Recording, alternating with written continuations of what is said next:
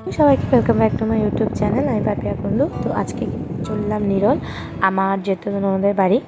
সঙ্গে যাচ্ছে আমার ছোটো দেওর আর পিসি আমাদের বাড়ি এসছে কেতুগ্রাম।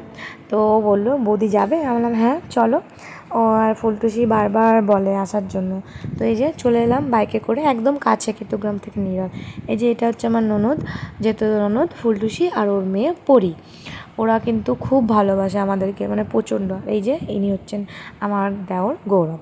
তো ফুলটুসি আমার ছেলেকে দিয়েছে চকলেট, আর ও সেই চকলেট পেয়েও কিন্তু খুব খুশি। আর এই যে আমি একটু ঢং করে নিলাম।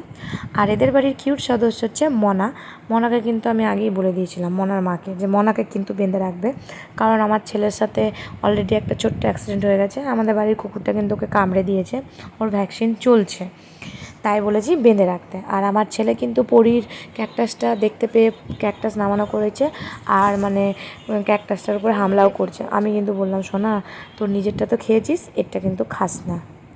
এবার পেয়ে গেলাম কোল্ড ড্রিঙ্কস, একদম চিল। আমি আর আমার দেওর খেয়ে ফেললাম। তারপরে এই যে আমার সোনা দেখো ওর পরি দিদিকে আদর করে দিচ্ছে।